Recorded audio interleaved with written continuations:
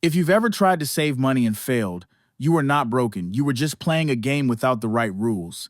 And the first rule is something most people never consider. You must outsmart your future self. I learned this the hard way in college when I had a ridiculous obsession with late night fast food burgers, fries, everything greasy you can imagine. And after every shift at my part time job, I would blow $10 or $15 without even thinking. And over the course of a semester, it added up to hundreds of dollars that disappeared into nothing. But one night, while scrolling through random articles instead of studying, I came across research on the power of self-imposed restraints, essentially setting up obstacles so your future self can't easily give in to temptation. And that same week, I decided I should try it. I deleted every food delivery app from my phone, then left my wallet inside my car's glove compartment and literally wrapped a thick rubber band around it so it would be annoying to undo. The next time I got that midnight craving, I realized I'd have to put on shoes, walk out to the parking lot, unlock the car, dig around for the keys, unwrap everything, and then finally order food, and suddenly those fries didn't feel worth the trouble at all. That's the moment it clicked. For me, saving money isn't about trying to develop superhuman discipline or forcing yourself to resist temptation through sheer willpower. It's about creating small but powerful roadblocks between you and your impulses so that spending becomes harder by default. So here's what you need to do. First, add internal friction. Move your debit card into a drawer that's annoying to reach. Hide your shopping apps behind a password so you can't mindlessly tap them open. Basically, make the act of buying inconvenient enough that you pause. Second, add external friction before making any purchase above $50. Set a rule that you must text a friend and explain the purchase and why you need it, and you'll be shocked at how quickly that stops impulse buys because you're suddenly accountable to someone else. The bottom line is simple.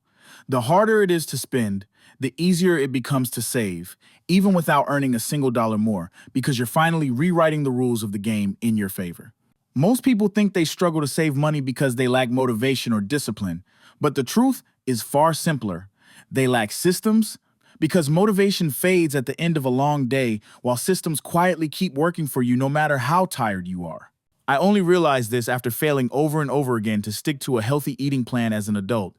Every morning I would tell myself, today I'm eating clean. And by nighttime, after work drained every ounce of mental energy I had, I would find myself grabbing something quick, salty, and unhealthy because it was the easy option. It wasn't that I didn't care, it was that my brain had reached decision overload. I later discovered research explaining that our brains make tens of thousands of decisions every single day, and every decision, even small ones, drains mental energy. And once that energy is gone, our brain defaults to shortcuts. And when it comes to money, that shortcut is almost always spend now, worry later. That was the moment I understood that saving money cannot depend on willpower because willpower gets weaker as the day goes on. So I built my first automated money system, and it completely changed everything.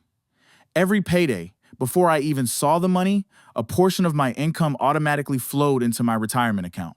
Whatever was left landed in my main hub account, where 3 automatic transfers kicked in.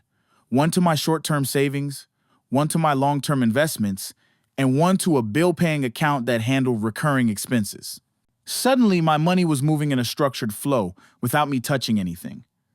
Bills were paid, savings were growing, and I wasn't even thinking about it. For the first time ever, I saved more money accidentally than I ever saved while trying my hardest. And here's how you can set yours up.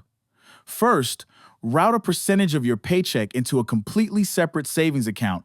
Automatically, even 10% makes a tremendous difference over time. Second, keep one main account where all income lands. Then set up automatic transfers that divide your money into savings, bills, and investments.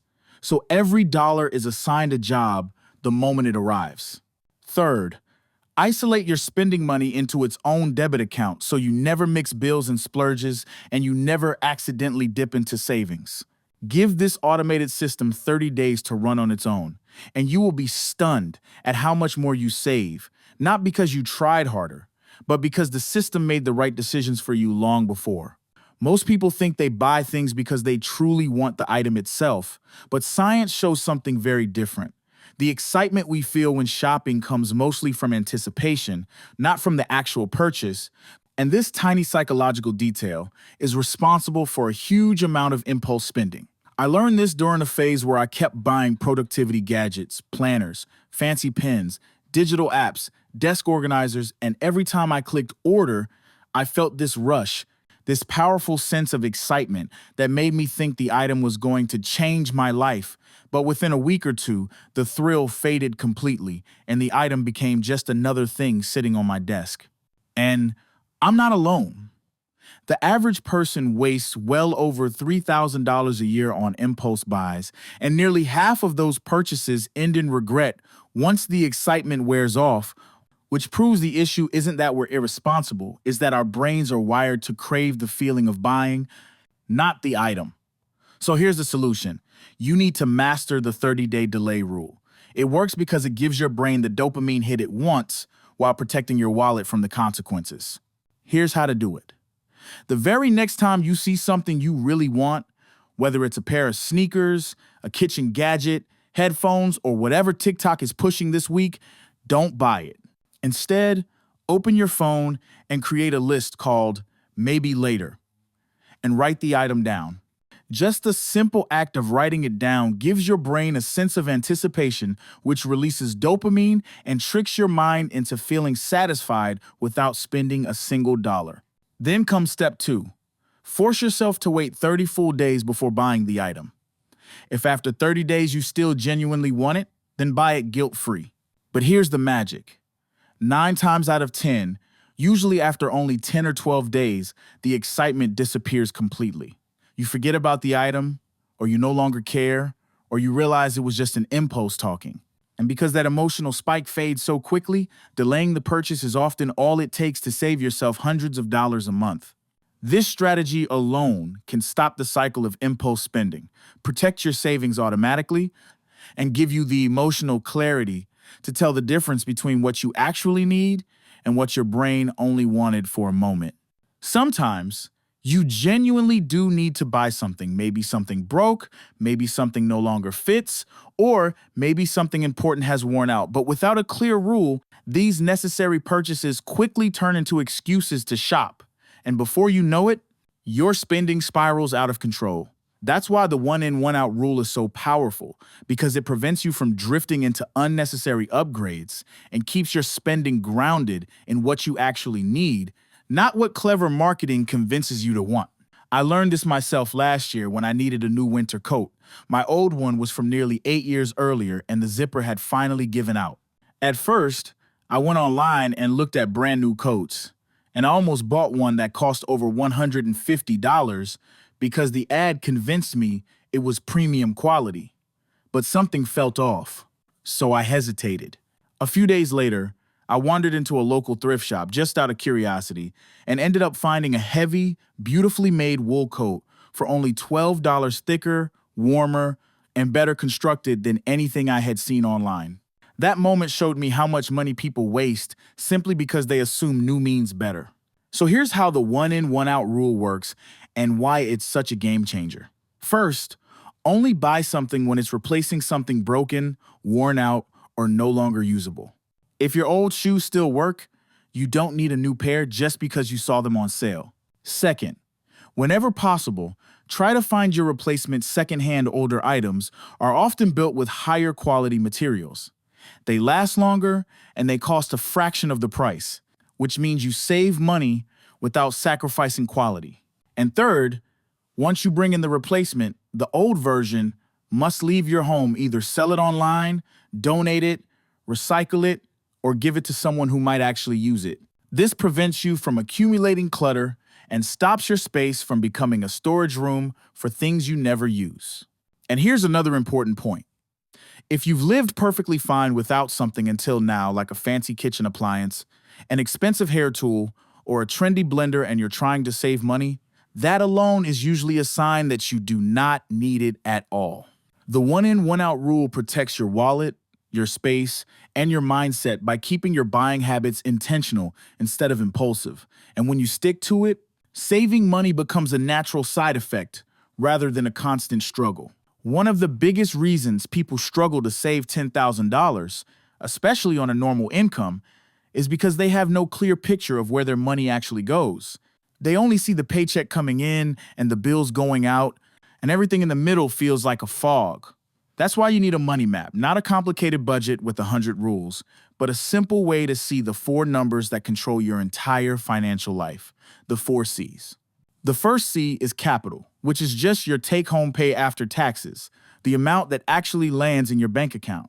The second C is core needs, which includes rent, groceries, utilities, transportation, everything required for basic survival. The third C is choice spending, which is everything you choose to spend money on, like eating out, entertainment, buying clothes, hobbies, and random purchases. The final C is compound money, which is the category that builds wealth, savings, investments, and debt payoff. Once you map out these four C's, you suddenly understand why saving $10,000 might feel impossible, or conversely, why you might be closer than you think. The first time I created my money map, I discovered I was spending far more in my choice bucket than I ever realized.